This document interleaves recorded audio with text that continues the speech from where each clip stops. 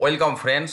Supreme court যে নির্দেশ দিয়েছিল রাজ্যকে 25% বকেয়া ডিএ মিটিয়ে দেওয়ার জন্য 6 সপ্তাহ, একদম 6 সপ্তাহ যখন শেষ হচ্ছে সেই মুহূর্তে রাজ্য সরকার সুপ্রিম কোর্টে মডিফিকেশন অ্যাপ্লিকেশন করেছে।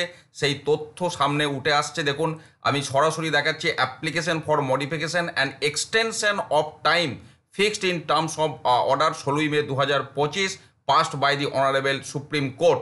অর্থাৎ 16 মে 2025 যে অর্ডার দেওয়া হয়েছিল তার জন্য অ্যাপ্লিকেশন মডিফিকেশন কি বক্তব্য আছে আমি সরাসরি চলে যাচ্ছি সেই পেজটায় যেখানে এই প্রেয়ার করা হয়েছে। দেখুন, যেটা প্রেয়ার করা হয়েছে, modify the order dated 16 May 2025 by granting a further period of 6 months to the state of West Bengal to evolve its norm. অর্থাৎ নর্ম তৈরি করার জন্য কিসের?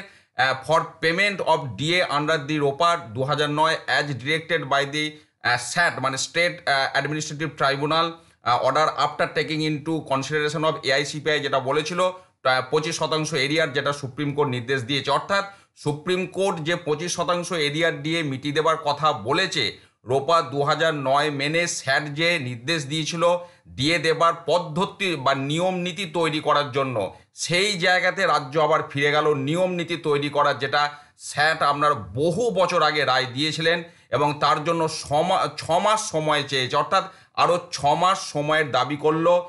আপনার গ্রীষ্মাবকাশের পর সুপ্রিম কোর্ট খুলবে, তারপর 6 মাসের সময় দাবি করেছে রাজ্য সরকার। 4 আগস্ট পরবর্তী শুনানির ডেট আছে। সেই 6 মাস সময়টা চেয়েছে নীতি নির্ধারণ করার জন্য। এটা আগে বুঝতে হবে, ডিএ মিটিয়ে দেওয়ার জন্য কিন্তু নয়, নীতি নির্ধারণ, evolve it's norms principles of payment of DA under the ROPA 2009।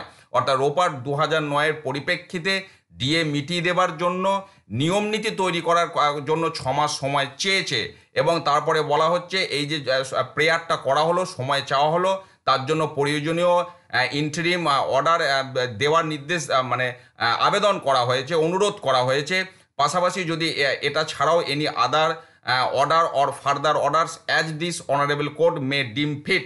অর্থাৎ অনারেবল কোর্ট যেটা প্রয়োজন মনে করবে এই বিষয়ে সেই অর্ডার, অর্থাৎ আবার সময় চাওয়া হলো, এটাই হচ্ছে মেন বিষয়। এবং দেখতেই পাচ্ছেন 27 জুন 2025 তারিখে এটা ফাইল করা হয়েছে। সরাসরি আমি আপনাদের সাথে শেয়ার করছি।